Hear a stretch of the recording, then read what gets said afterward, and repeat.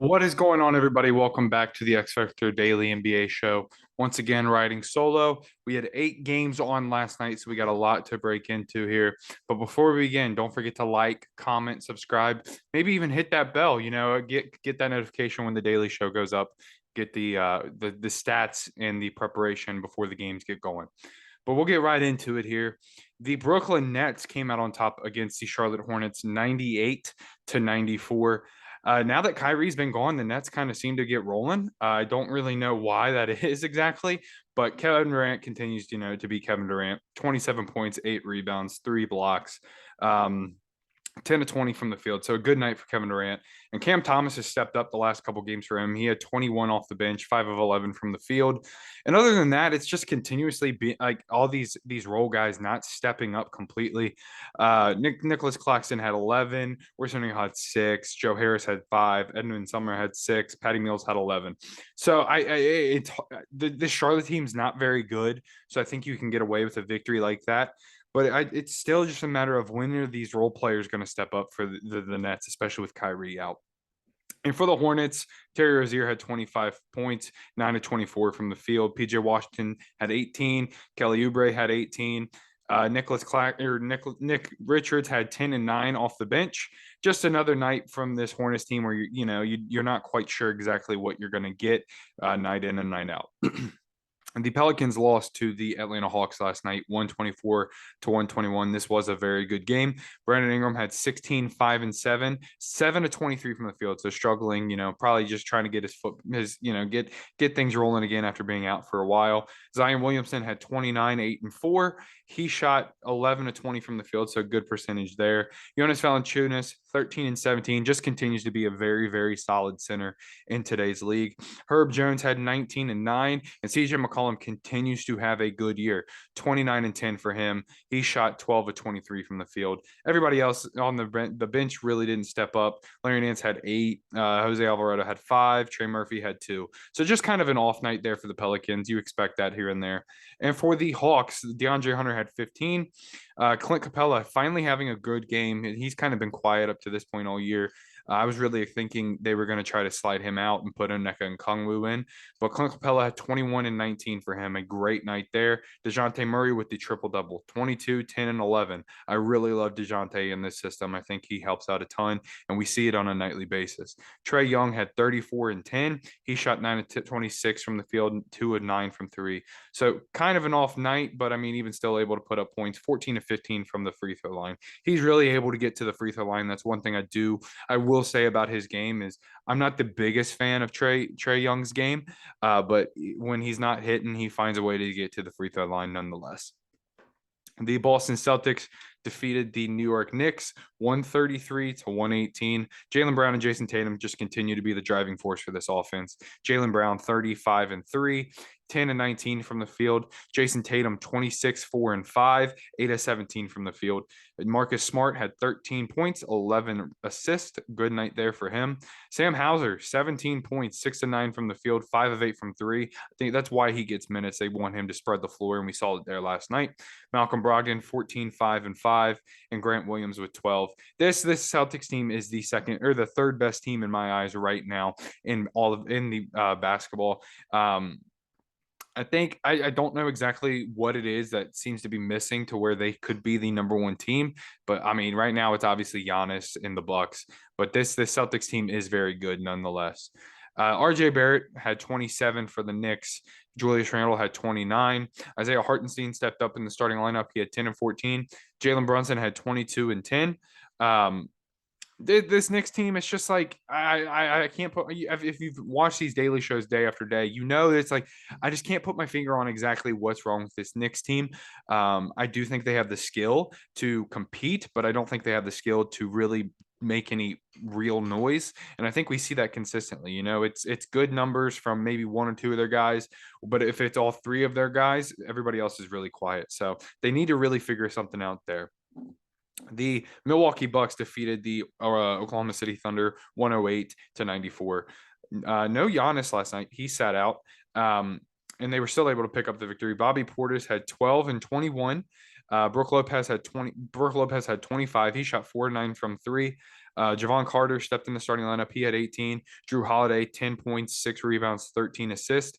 Grayson Allen with 19 off the bench, and Jordan Nwora with 12 off the bench. I really like this Bucks team for that right there. We haven't seen Chris Middleton up to this point, and no Giannis last night, and they're still able to get the job done. They have a bunch of guys on this team and on this roster that on any given night can help and can provide and are willing to play a role and buy in. I really love this Bucks team. I think they should be everyone's title favorite right now, unquestionably. An off night for the Oklahoma City Thunder. You would expect that playing a good team like the Bucks. Shea had his first off night of the year. He had 18 points and 3 assists. Josh Giddey, he's had a quiet year up to this point. I know he missed some games, so maybe just dealing with coming back from injury. He had 15 and 6. Nobody else really stands out there for the Oklahoma City Thunder, but that's it. These are kind of nights you expect from the Thunder, nonetheless, where it's just kind of an off night. And one game that I did skip over that I wanted to be able to hit right now is the Sacramento Kings defeated the Orlando Magic 126-123. If you saw the game, you saw the highlight. De'Aaron Fox hit that absolutely insane buzzer beater coming down the whole floor. That whole sequence was insane.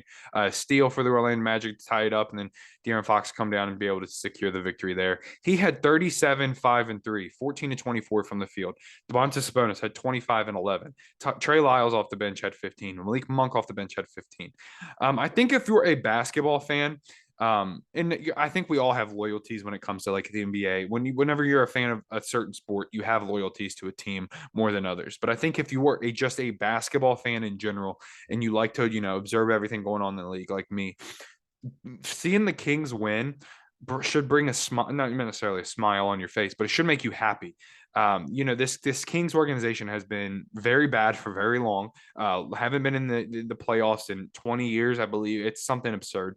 And to finally see them getting momentum, to see that program starting to turn around just slightly, and see it have momentum on their side in the positive way for the first time, I think is very, very, it's very awesome.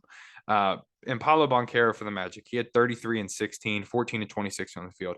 Paolo just continues, man. I mean, he's proven he's here in the league and he's here to stay.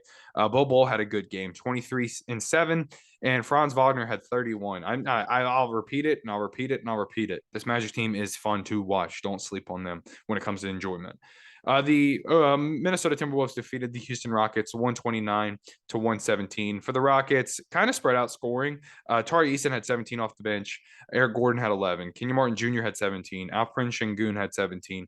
Kevin Porter Jr. had 13. And Jalen Green had 21. And then I think what it comes down to it is Karl-Anthony Towns had a great game, 25, 9, and 6. Kyle Anderson, 16. Jaden McDaniels, 13. Anthony Edwards, 19. D'Lo had 13. Taurean Prince had 16. Naz Reid had 11. So I think what it comes down to it is that was a high scoring game. You see all these guys from each team within the starting lineup putting up double figures. When it comes down to it, it's just the Rockets defense is not very good. And on a night where everybody seems to be able to get shots up, the floor is going to be open and there's not going to be a lot of defense played. When it comes down to it, the Timberwolves do have slightly better defense. Anthony Edwards can guard. Karl-Anthony Towns can defend the rim. And we saw that without Rudy Gobert last night. So I really like that for the Timberwolves being able to pick up a victory when it comes down to like there's no defense being played. We can see that they can compete and score points. Now, granted, it's against the worst team in the league, but I think that's a positive sign, like because the vibes in Minnesota are off up to this point. Nuggets defeated the San Antonio Spurs 101-126. I think we're finally going to see the Spurs start to cool down. I know they got off to a hot start, but I think we're really going to start to see them slow down. Michael Porter Jr. had 15 and 9. Nikola Jokic had 21, 6, and 10. Caldwell Pope had 12. Jamal Murray had 13. Bones Highland off the bench had 24, 5, and 7. This is why a lot of people predicted him to win Sixth Man of the Year for outbursts like this. Jamal Murray up to this point has struggled. I mean, he does look good coming off a serious injury, but he has struggled. We haven't really seen him break out like we're used to seeing him. And so Bones Highland really being able to step up and provide off the bench is very, very big there. And for the Spurs, Keldon Johnson had 25, 3, and 4.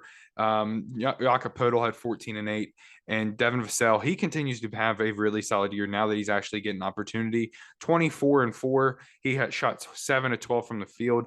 I think this Spurs team has a lot of guys that we could see be moved just in a few weeks, a few months, because they do have some nice role players. Keita Bates-Diop has shown some spurts, but I do think Jakob Poeltl is a guy that every team should be after. And the last game from last night, we had the the Phoenix Suns defeat the Portland Trailblazers 102 to 82. Still no Damian Lillard for this Portland team. We didn't see Damian Lillard or Anthony Simons last night. So I think you kind of expect this from this Trailblazers team when they have their two dynamic guards missing. Josh Hart had 4 and 7. Jeremy Grant had 14. He's kind of been disappointing he was their big signing in this offseason. He really hasn't provided much. Yusuf Nurkic had 8 and 7. Shaedon Sharpe had 13. Other than that, nothing really stands out for the Portland Trailblazers, losing by 20 there. Miles Bridges for the Suns had 11. Devin Booker, 24, 3 and 3, 2 blocks. Chris Paul, 15, 5 and 4. It's just a kind of a nothing stands out kind of game last night there. I think, it's important with the Trailblazers missing their two best players, their whole offense, really. A lot of things get moving through them. And so I do think you would expect the Suns to be able to pick up a victory there, and we saw that pretty easily.